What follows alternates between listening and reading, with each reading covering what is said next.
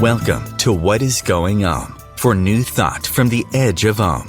Each week on OMTimes' flagship radio show, veteran broadcaster, author, and media consultant Sandie Sedgbeer conducts thought-provoking interviews with inspirational authors, artists, musicians, scientists, speakers, and filmmakers who are working at the point where spirituality and science meet consciousness at the very edge of Om. Here is your host, Sandie Sedgbeer. Hello. What is consciousness? Where are our memories stored? What's the difference between our brain and our mind? Where do our feelings originate? And can we really transform, rewire, and upgrade our brain to create a new version of ourselves and manifest the infinite quantum potentiality that our consciousness has in store for us? These are just some of the topics on the table today, raised by the book, The Quantum Brain, Understand, Rewire, and Optimize Your Brain, co-authored by my guests, theoretical physicist, spiritual practitioner, and quantum activist Amit Goswami, PhD, and family medicine physician and pioneer of quantum integrative medicine, Dr. Valentina Onisor. Dr. Amit Goswami, Dr. Valentina Onisor, welcome. Sure. Thank you, Sandie. Glad to be here. So I'm going to start, I'm just going to throw this question out, and whoever wants to answer it, feel free. What is consciousness? And is it created by our brain, or is it the other way around? Well, for a long time, people have pushed the idea that consciousness is all brain phenomenon. I myself was sold with that idea when I did not yet investigate quantum physics. But after investigating quantum physics and the recent neuroscience data makes it also very clear. Brain cannot possibly generate consciousness. It's impossible. And brain is a phenomenon of consciousness. This much quantum physics is insisting that our observership or consciousness comes first. Brain is an instrument we use to manifest consciousness, make it split into subject that experiences and objects that are experienced. Okay, so if consciousness comes first, where does it come from? Well, that's the unanswered question, because we posit it this way. Consciousness is the ground of all being. That's the beginning, and that is it. There is nothing but consciousness. In which case, the question really is that how does that oneness, one without a second, split itself into anything? Because oneness is oneness. So that is the question that we answer by invoking quantum possibilities. Possibilities are allowed. Oneness can have possibilities. Among these possibilities are, of course, changes. Possibilities change according to the quantum laws of science. And those laws, at some point, produce an instrument or evolve an instrument that we call the brain. In that brain, there would be a mechanism that we call tangled hierarchy that would produce an illusion that consciousness is split. Illusion is the only way oneness can split itself into a subject that looks at an object. That's separateness. Separateness is, in other words, is an illusion. And brain produces it, brain mechanism. So brain we absolutely have to have in order to have manifest consciousness. So it's a tool. So brain is essential for creating the illusion. And the illusion is what creates the material world, manifest world, or all our experiences. But illusion is not the right word. I continue to use that word because the ancient mystics use that word. But truly, it's the mechanism. The only mechanism by which oneness can split is a mechanism that creates the appearance of subject and object. In this way, we avoid the idea that what we create is trivial. It's not trivial, obviously, because what we create has a permanence and it evolves purposefully. And therefore, the world is possibly not an illusory epiphenomenon that is to be neglected. Well, my brain has a hard time getting around all of this, for certain. So what is the mind then? What is the mind? Mind is possibilities of consciousness that gives meaning to our experiences. Mind is the meaning giver. And meaning, as I understand it from your book, is really, really important for creating memories. Yes, meaning is crucial to make sense of the images that the brain can create.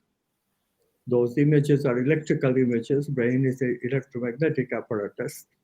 So electrical images makes no sense to us and no sense to consciousness. And consciousness uses its mind to give meaning. And this is what we do every day when we watch TV or look at a computer screen. Again, we are getting electrical oscillations of electrons, really, and we are interpreting them with our mind. And that's how I see you, and you see me, and we see Valentina, and all this. So, Valentina, let me ask you this. In the mind of a baby, a very young baby that is having experiences, it's got no context for those experiences. Do they have any meaning for them? And if they don't, does this explain why we often don't remember things from when we were very tiny? Mm-hmm. So I would say that for children, especially very small children, they are very much open to pick up everything from their environment, from parents. Especially, it's very important. There are researchers that show that the child has a very good and strong and harmonious connection with the mother, especially the first year of life. Mother is essential. And then the father and the society and all that, because how come that the children of the same culture would grow their brains differently also, because of course we are basically the same, as humans, but talking about the common human condition makes no sense in this way. So all the organs, amygdala, hippocampus, all the organs of the neocortex, all, of course, they do basic functions the same way. So that's the universal portion of the brain software, and that part of the brain development is suggesting homogeneity of human beings, right? But then again, of course, everybody says that yes, we have infinite potential that is waiting for us to explore and to take this homeostasis of a human being living to further and further heights of happiness and intelligence, all these infinite potentialities of archetypal exploration and the way they are represented later on via the mental and the vital, that we refer. But the evolution of the brain's genetic hardware is over, So kind of during evolution of genes, there was also simultaneous evolution of the vital software. Software, hardware, physical, software is the function, right? So the former is Darwinian, Darwin, and genetic, and the vital software is you can call it epigenetic and Lamarckian, right? And so it's we have to understand also the four major imperfections that define the base level human condition, that show later. But again, during development of a human being from childhood to adulthood, there are all these barriers that we have to understand them. That's why, if you want, we can talk about them. Which are these four major imperfections that define these base level human conditions? They are barriers to self-exploration also. So all these barriers to creativity and access to consciousness, they lead to the development of what we call brain-mind doshas. In Ayurveda, there's this term doshas, this mental slowness, which can also be called dumbing down, which is likely to be attributed to autism, cause for autism, and then hyperactivity, which leads to ADHD, which is easily nowadays everything is ADHD because of course we don't take care well of the kids. We just throw, take this laptop or this phone, and then because we don't have time for them. And then also there is intellectualism that eventually leads to depression and other pathologies. So, and it's very complex working with kids. It's, really, it's so wonderful. I don't know personally. I don't have kids, but it's fascinating, and I think it's very, very important if we want to contribute to a healthy civilization. Well, it's interesting that you mentioned ADHD and autism because in your book that you talk about presence. And so much, we're being overloaded with information. We've seen what's happening now with our youth that just can't cope with the amount of information that's coming at them all the time. And it's coming in such small bites that it's constant distraction. They don't even have time to absorb it, let alone be present with it. And that is causing problems with the children. That they are not able to make the memories, and if they don't make the memories and they don't have the meaning, then what happens to their brains? Wait, I can just one word because it's huge. A lot to talk about this, but I love very much the work of Dr. Gabor Mate, and he has a book which is called Scattered Minds, which I would recommend. So actually it's not an inherited disease. Some people are really addressing it as if it's inherited. It's not like that. This ADHD, it's a reversible impairment, and the development delay, if you want, and yes, it origins many times in infancy, and is rooted in multi-generational family stress also, and disturbed social conditions, a stressed society. But again, it's a lot of studies like in USA, ADHD among school children has reached even, I think it's more than 15% of the population, So, and it's getting worse, I would say, Yeah. But again, it's not genetic in origin, it's a result of a child growing up through this enormous environmental stress, both from family and society, but also due to technology. Again, truly, this technology is causing worse addiction than other drugs, So it's really, you're playing with the brains of your children if you just throw in their arms some technology that, before they are able to choose, to learn what to choose, before they are able to develop a level of attention, we shouldn't give to kids phones and stuff like that, No, exactly. I've been appalled to see 2-year-olds being given phones to play with on planes just to keep them quiet. Mind-boggling. I do want to go into other areas, but first, this whole thing about memory is something, and meaning is something that I'm really interested in because, we have an epidemic too of dementia and Alzheimer's. And, I personally know, several people who have this and their families are dealing with it. And people say that if we don't have our memory, who are we? Do we still have consciousness? What are we conscious of?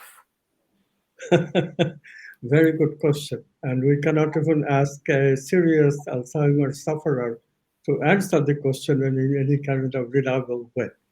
But yes, there is instantaneous consciousness, obviously, because an Alzheimer's patient, even in fairly late times, can respond to a conversation, except that when it comes to referring to it even a minute later, they cannot respond, which means that their working memory, short-term working memory, all that is suspended. It's just not acting anymore.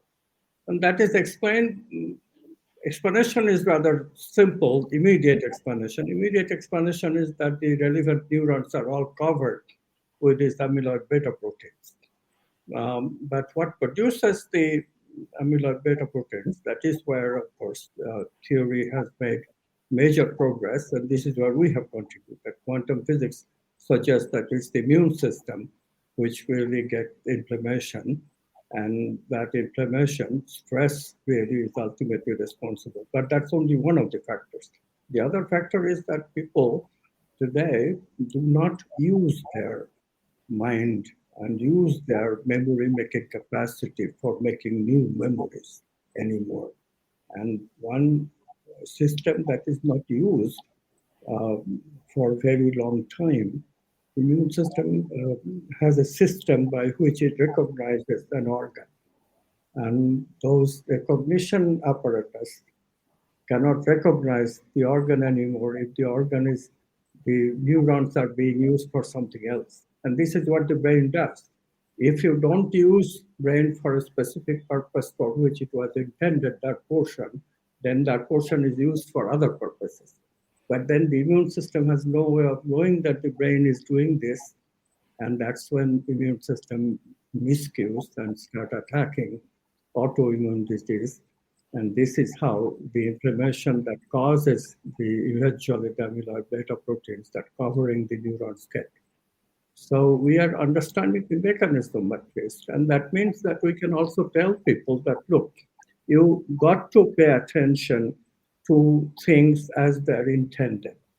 You cannot just relegate the brain to do everything for you, because the brain will do, but it will do in its own way, in its own efficient way. It will use whatever is not being used for other purposes. And that is disastrous for the immune system because it cannot recognize that apparatus anymore.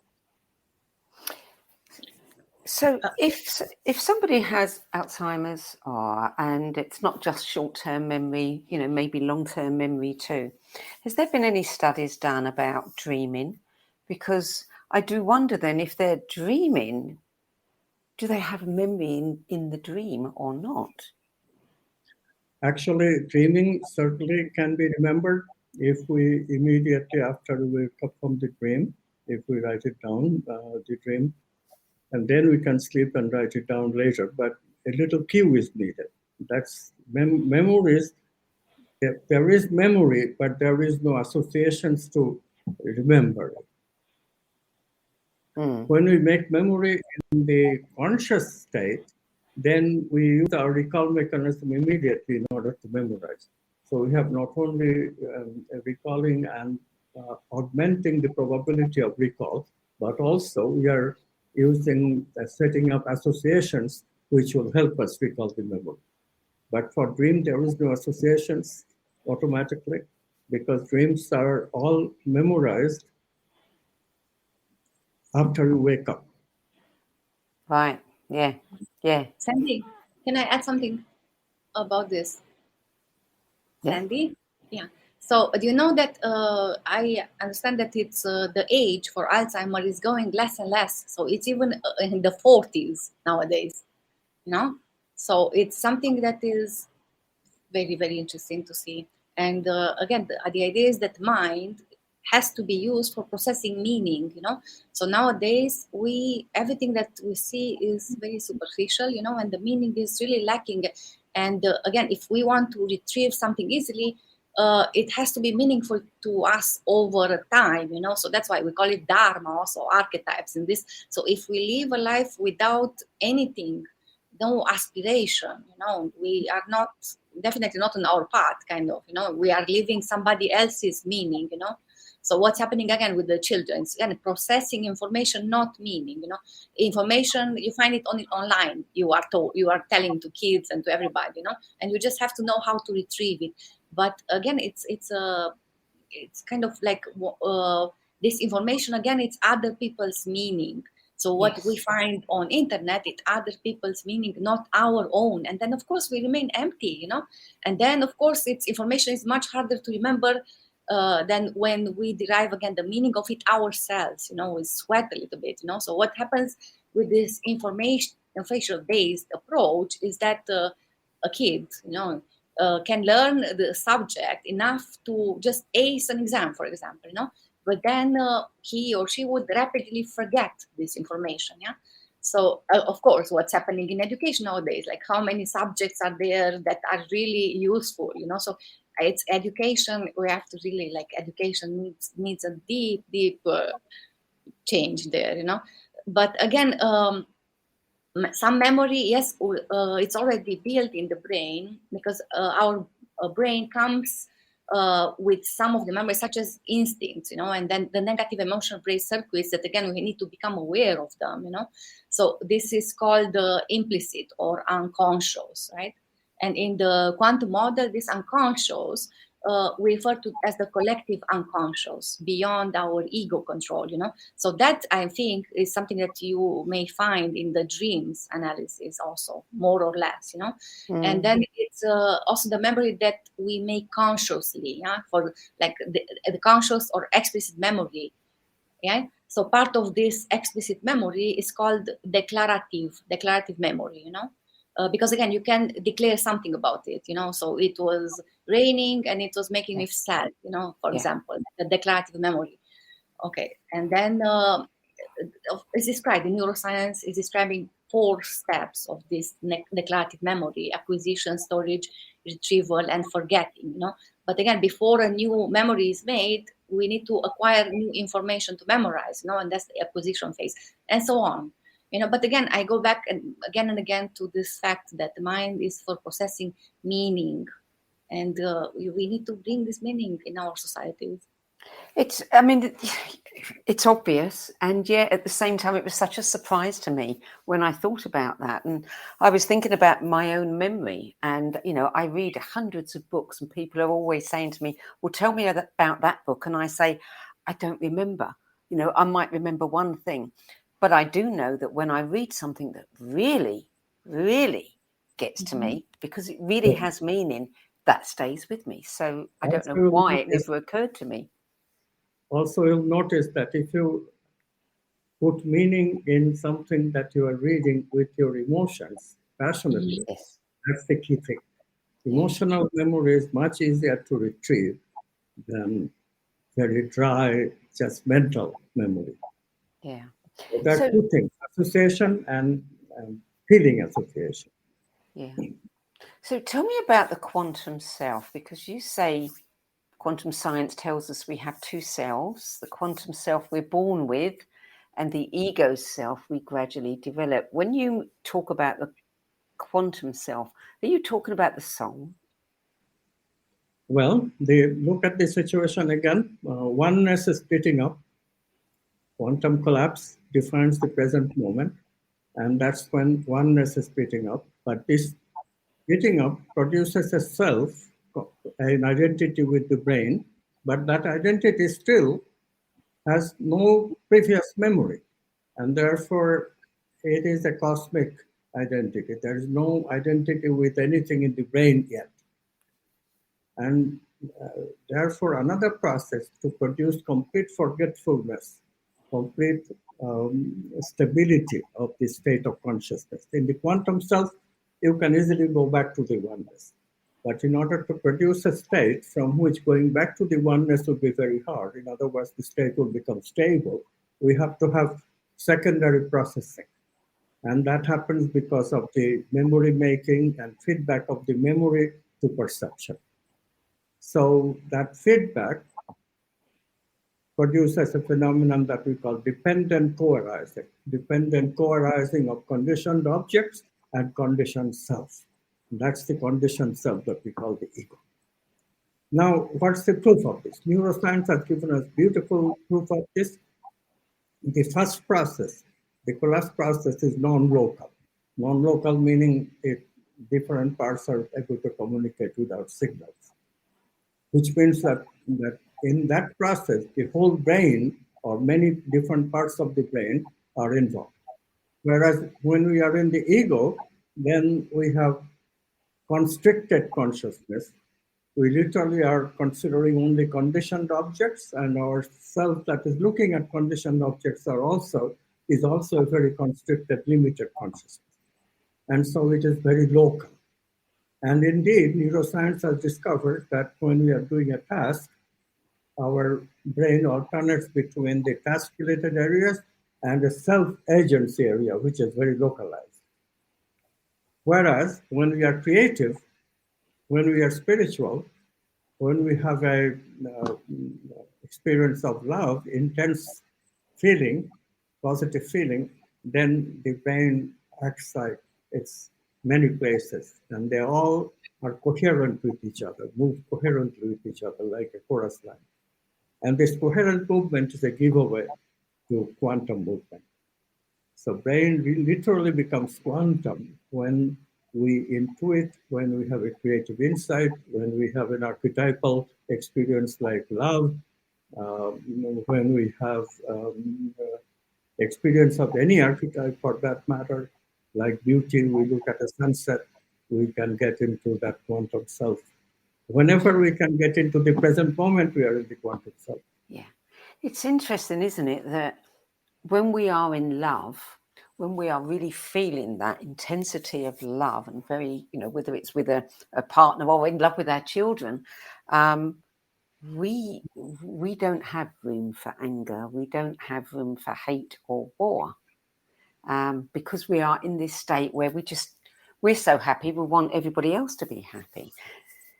And yet there's so much war going on in the world right now. And when you think about what we were just saying about meaning and information overload, it feels like we are losing our quantum selves. Well, it is a very difficult condition right now in our world. It is true that we often get constricted and look at everything from a constricted consciousness. To get the perspective of an expanded consciousness, it certainly requires a certain amount of equanimity to our negative emotional brain circuits that Valentina was earlier talking about. We cannot help but be moved by sadness, sorrow, all the negative things in the world. And that certainly conflicts our consciousness, takes our attention away. We become distraught, we become stressed. So these are all problems for the brain. Brain works best when it can work coherently with different parts, different parts being in coherent movement. If it is focusing on one thing, especially in that midbrain, the amygdala, then we are in trouble. Yeah, Well, and it is. Sandie, sorry.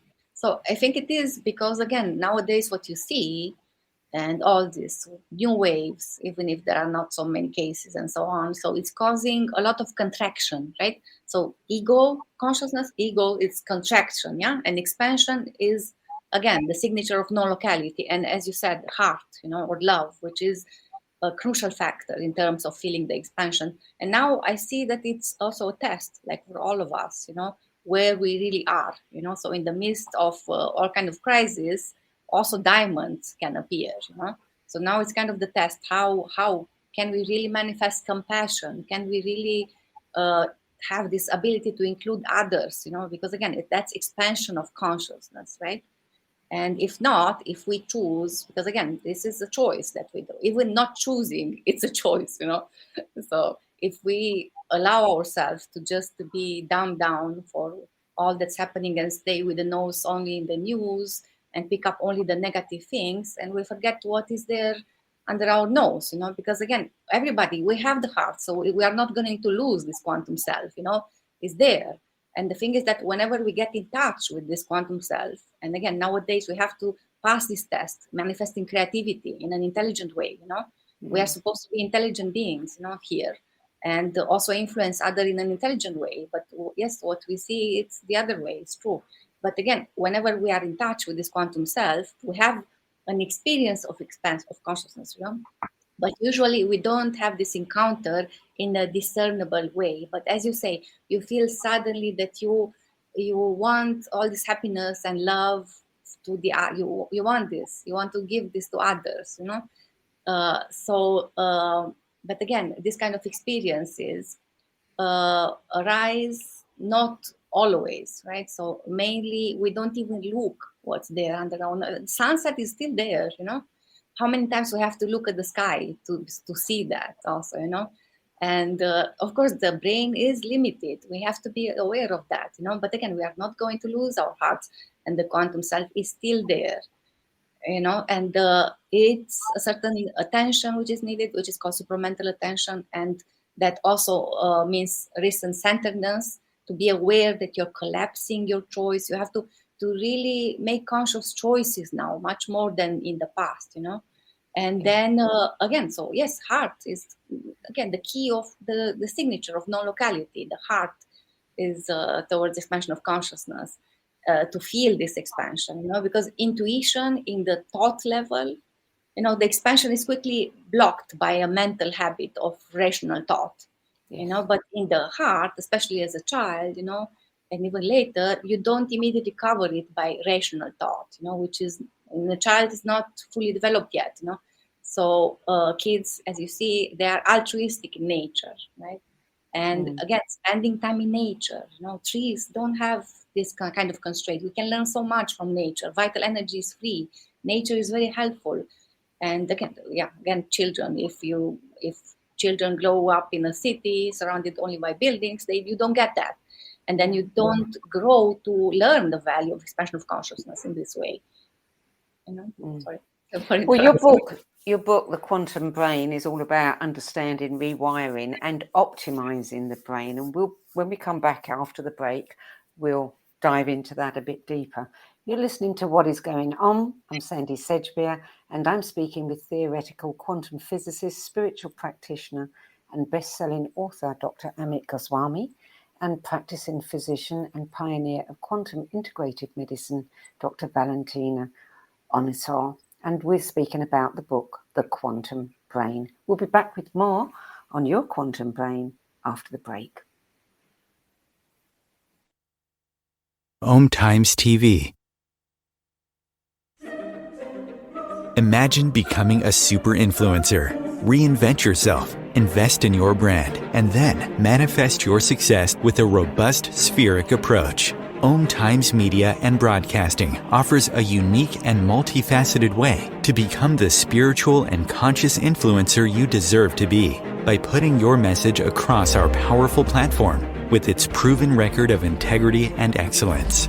Through our produced shows, OMTimes offers the opportunity to become a social media TV personality, a radio show host, an OMTimes magazine columnist, and a syndicated podcaster, all in one shot. By live streaming your show on OMTimes TV and broadcasting it across the extensive OMTimes radio and TV networks, you become more than a host. You become an ambassador and a force for positive change. OMTimes. Open yourself to the possibilities. If I could be you, and you could be me for just 1 hour. If we could find a way to get inside each other's minds. Walk a mile in my shoes. Walk a mile in my shoes. Well, before you abuse, criticize, and accuse. Walk a mile in my shoes.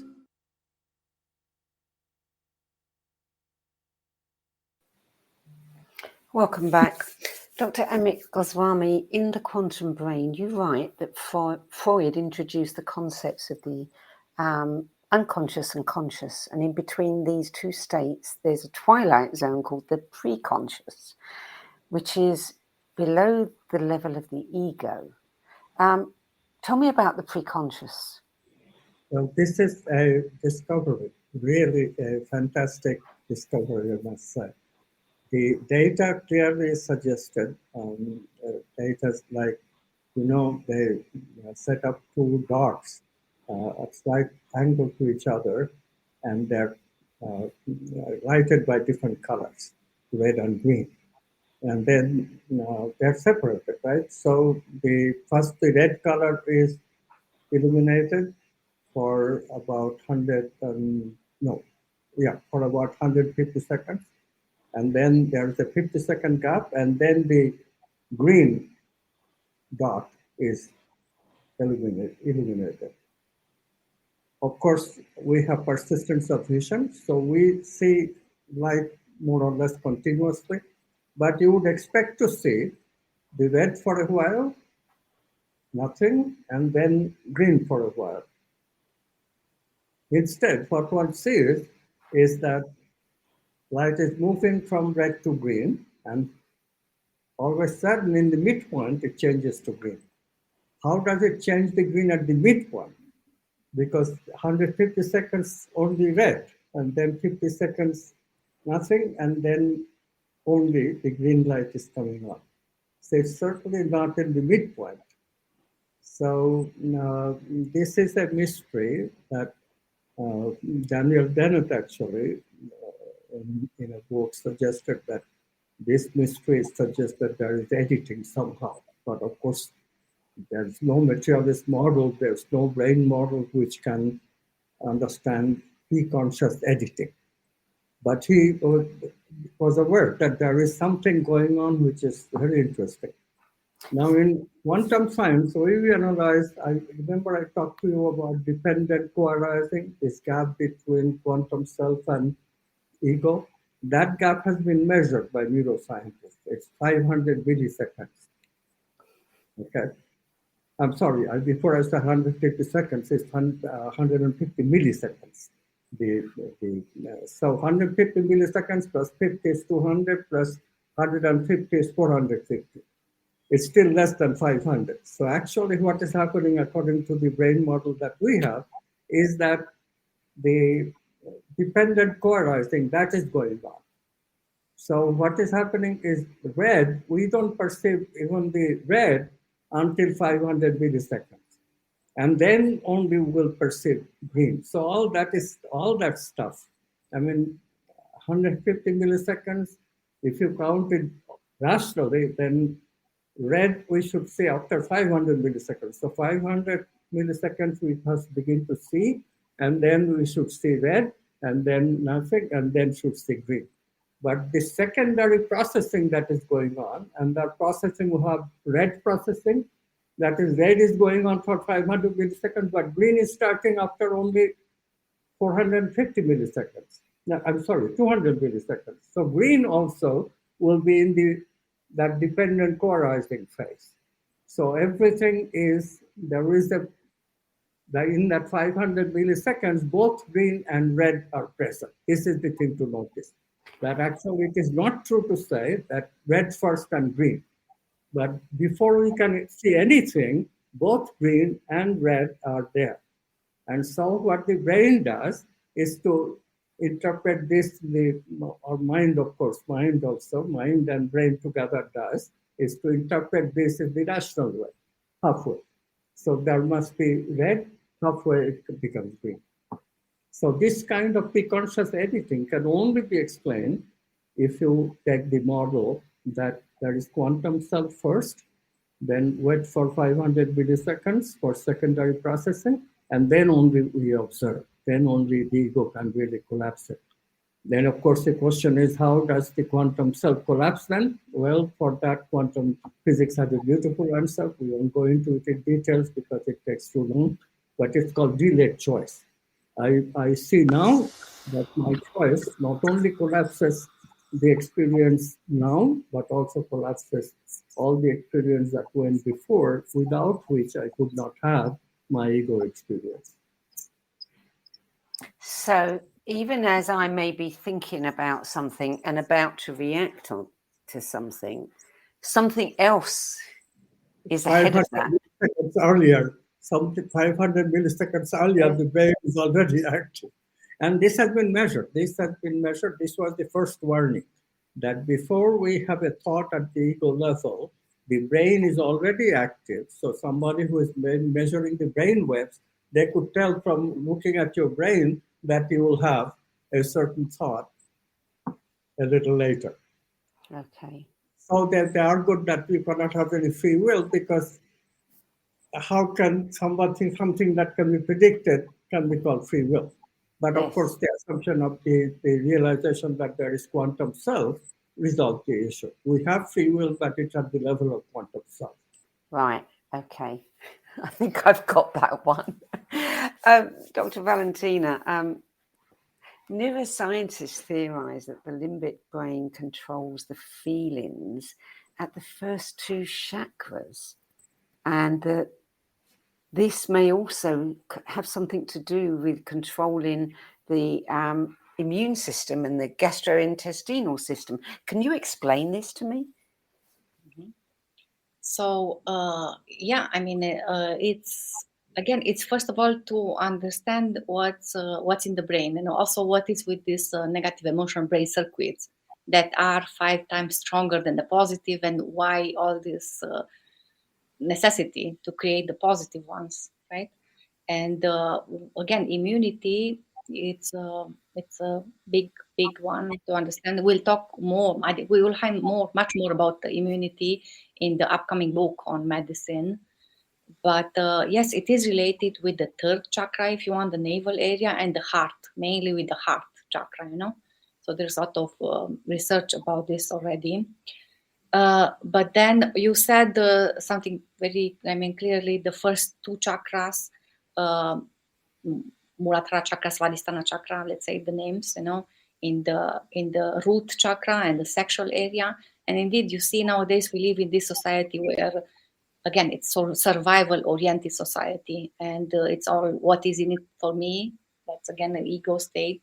But first of all, it's again all this like, do I have what to eat? Do I have enough money? Do I have I don't know what? So it's, and then again the sexuality, of course, it's a lot of misunderstanding there, and how instead of being an engine of evolution for a couple relationship with love, usually it's something that makes us just waste a lot of our potential. So these 2 areas are very important, but actually we speak in quantum science about the free selves, if you want, at the level of Manipura chakra in the navel area, and then at the level of the heart, and then at the level of Ajna chakra, and eventually not so much researched above the head. We speak about the 7 main chakras. So we speak about, again, kind of the experience of the first 2 levels has the chance to collapse. We use this term, to collapse, at the level of the belly area, and the Manipura chakra area, which is also the seat of personality. So developing personality is again mandatory. Also, if you think of expansion of consciousness, if a child doesn't develop a harmonious personality, so even if he's very loving, eventually he will, he needs to develop this kind of strength. But then again, if we, let's go back a little bit, if you want, to the base level human condition, because again, we have this quantum self-ego, the I, me polarity, and again, what is in it for me? The ego, and then we have this negative emotional brain circuits which are built into the brain, and part of these circuits again seem to be instinctual, so instinctual, you think of the first 3 chakras actually, it's Muladhara, Svadhisthana, Manipura, so instinctual. And if you think in the Native American tradition, they even describe the diaphragm as if all that is under the diaphragm is corresponding to what is it's under, it's in the earth, and what is above, it's what is above earth. So kind of we start becoming humans when we integrate those lower areas, which are very important, but yes, they are more instinctual, let's say. And the unconscious triggering is followed by this immediate survival related action and later thoughts of emotion, But again, if you put imagination also in the picture, and this habit, which is called mentalization of feeling, we misuse these negative emotional brain circuits and cause ourselves even more stress, And then, of course, we have also the pleasure circuits, which give us dopamine, endorphin, and other molecular high when activated.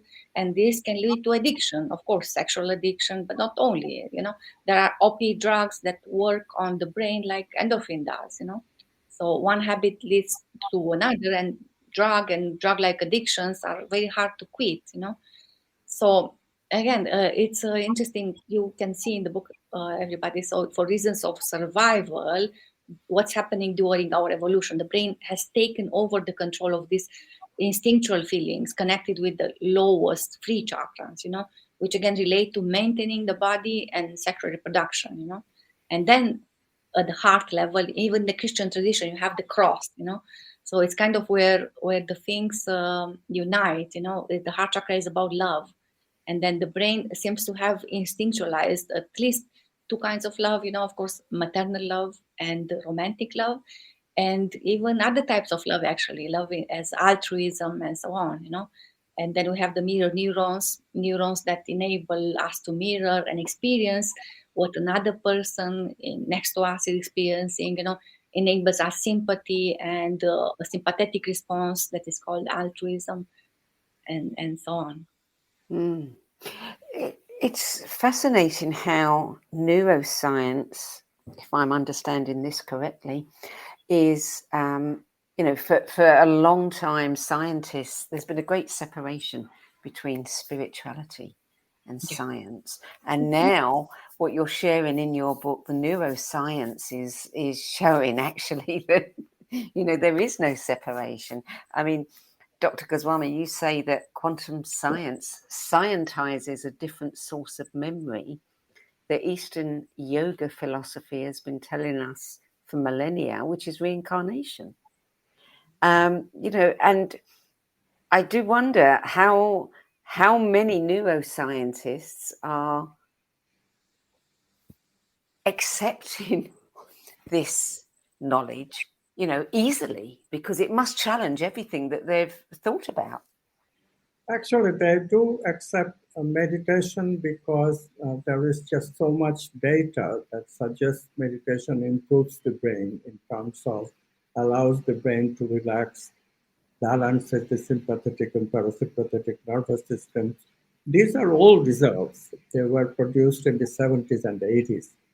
And that result could not be refuted. And therefore, most scientists allow the fact that meditation is an important thing to do. Doctors are allowing meditation to be a regular regimen of their patients. And so we have made some improvements. But of course, the word spirituality is kept off the table when we use such things as meditation and even yoga in the form of hatha yoga, these asanas. But the spirituality is never mentioned. The fact that we slow down in our consciousness, the fact that in that slowdown, unconscious processing can occur, and therefore spiritual experience will be facilitated because in door to intuition opens, creativity improves. Those aspects are not mentioned very much except by creativity theorists. Creativity researchers have been a boon to spirituality because they have more and more realized that spirituality and creativity are the same process and the creative process, and they have something to say about that. They are in fact explaining some of the obscurities of the spiritual process that led to spiritual transformation. Now we know that they all are products of archetypal investigation, investigating these aspects of consciousness that is the basis of human values, love, truth, beauty, justice. These are the things we investigate in creativity as well, except that our product that we produce is the outer product, a book or a theory or music, whereas when we work on spirituality, we are working on ourselves. We are working to wake up to the quantum self. We are working to wake up to expansion of consciousness, more happiness. This is the only difference, same process. So in this way, we have the transpersonal psychologists, we have the creativity people, we have creative people all over the arena. Even business people are getting interested in this kind of idea, how you can optimize your brain, because everybody wants to be creative. So it's not as dark as the materialist would like. Media, of course, makes it very difficult. The conventional media is clearly materialist, and they won't entertain anything. There was some openness at one point, ESP and telepathy, but that closed up. You see that nobody talks about those things anymore. Now it's only conspiracy theories and crazy stuff. That's what liberal media cries about. The Quantum Brain is quite a fascinating book because it really does cover everything that, many people in the spiritual arena have, they know, they experience, they believe, but they don't have any science to prove. And what you're showing is that, quantum science is definitely confirming all of this. Things like, reincarnation and near-death experiences and many other things, dharma, karma, etc. But we're almost out of time. We've only got about 5 minutes. So I do want to talk about the health aspect of your research, because your next book, Quantum Integrative Medicine, A New Paradigm for Health, Disease Prevention and Healing, is due out next year. Can you just say a little bit about that? Valentina, you should say. So, we are very, very happy about this book that is going to come out next year. And already started this journey with the book, The Quantum Doctor, that Amit wrote many years ago. And this is just taking all that work to much more integrated, and it's so much meaning, and it's like an encyclopedia. I would really recommend that. And of course, there are levels of disease and levels of healing. Of course, the physical level of disease, it seems easy to talk about. The first side, is the body's normal physics and chemistry that gone awry. So the causes, of course, can be both external, internal, and so on. But again, then we ask what is causing disease at the vital level. Because at the physical level, we have the physical body hardware, which is subject to physics and chemistry. At the vital level, we also have this vital software, functional programs, that are made from repeated use of the blueprints of liturgical fields. Now, liturgical fields is a term you heard about morphogenetical fields from Rupert Sheldrake. Yeah? Yes. So liturgical includes much more of the function. So some of the software is universal, but then it's also a personal component due to the development from child to adult while we grow. And this individual physical body is unique because of its structure. And also an individual's vital body is also unique for different reasons because of the individual nature of development. Yeah? And certain vital blueprints and programs are used more than others, and propensities that can become a pattern of a functional personality. So an individual vital body, which can have certain imbalances built into it, or can acquire imbalances due to interactions with the physical, vital, mental. And again, it's of course a dynamic imbalance or balance between creativity and conditioning. So it's a beautiful. One of the things that we discovered, Sandie, that we might be interested in, is that we can change physiology. Yeah. We can change physiology of the organs. So, for example, if we change the physiology of the heart organ and make it a quantum heart, then we reduce the chance of breast cancer and all kinds of cancer. Similarly, if we reduce if you wake up the cells at the navel chakra, pancreas, then we can eliminate virtually type 2 diabetes. So this is great news for the medical community. What we have Absolutely. I mean, we know there've been many stories of people who have had spontaneous remissions, spontaneous healings, just the other day I was handed a book by somebody who said that all cancer is caused by trauma. Kinesiologists will say that all ill health is caused, it's energetic and emotional.